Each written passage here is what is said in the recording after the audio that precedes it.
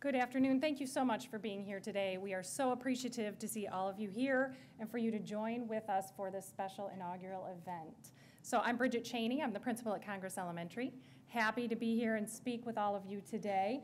I want to build on something that Superintendent Neal said when she said Grand Rapids is here to stay. I want to say, yes, we are, and we're here to thrive. We're not just here to stay. And it's because of all of you that we can thrive. So I want to tell you about a little story. Congress Elementary student, his name is Raymond. And Raymond is a young man who's in 5th grade, been at Congress his entire school years. And Raymond was a challenge, is a challenge once in a while still.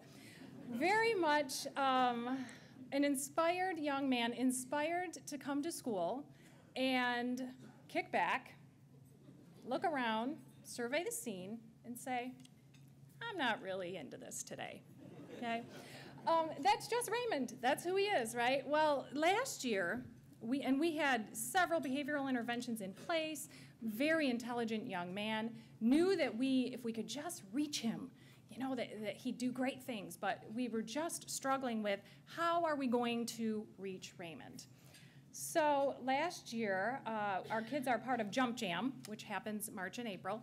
And so our kids practice jump roping, and they go down to DeVos Place on a Saturday and perform, have competitions. And so all week long, you know, through my announcements each and every day, it was, if you're not busy on Saturday, come support the group, come support your team at Jump Jam, down at DeVos Place, each and every morning. So Saturday morning came, and I brought a few students with me to Jump Jam, and as I walked through the door, whose face did I see? Raymond's, right? So the only one who came out of anybody that in the entire school that was not part of the Jump Jam team. So, and he said, Mrs. Cheney, I'm here, I made it, you know. I said, great, yay, you know, are you jumping today? Because, you know, he wasn't really on the team. And so I just said, what's up, Raymond? You know, and he said, I'm here to support. Okay, cool, great, you know, happy to hear that. So I said, well, tell me, how did you get here? And he said, well, I knew it was at DeVos Place. I wasn't quite sure how to get here. So last night, Franklin, friend from the neighborhood, said, I think we can figure this out.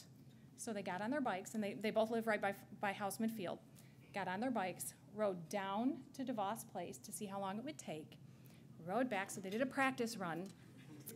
The next morning, Raymond set his alarm for 6 a.m., and because he knew he needed to leave his house by 7 in order to get to Jump Jam by 8 o'clock. So he said his alarm went off, he jumped out of bed, he was ready to go, and he got on his bike at 7 and made it down to DeVos Place by 8 o'clock in the morning to cheer his team on.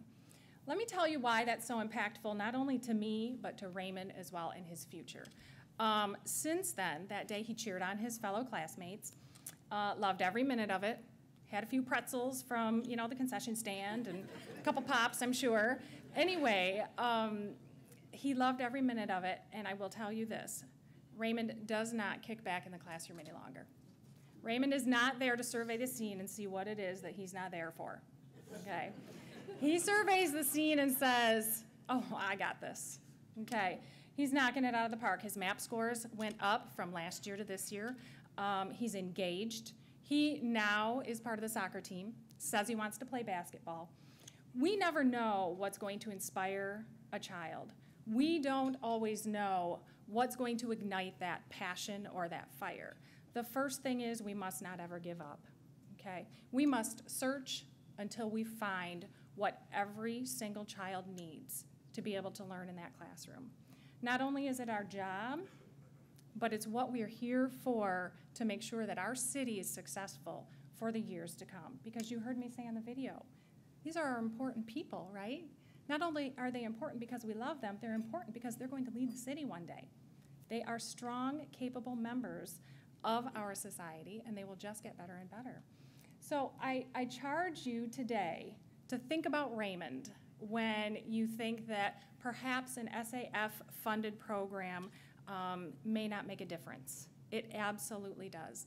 Not only are our kids inspired by the after-school activities such as soccer, basketball, and things like that, they're inspired through the arts program. You saw the strings up here today. Such cute kids. How could you not write a check after that, right? Just so cute. But of course I'm biased, right? They're mine. But anyway, through the arts programs, literacy, third graders just came back yesterday from Blandford, so thank you SAF for funding that trip. I just can't say enough about the great things that the Student Advancement Foundation does. And I meant every word that I said in the video when I said, if we're standing together, it's not us behind or us in front, we're all standing together united. Can you even just imagine what can happen? Great, great things. So truly from the bottom of my heart, I thank you. From the bottoms of the children who are here today, from their hearts, I know they thank you. And I know that together we can make this happen. We will not stay here, but we will thrive here. Thank you.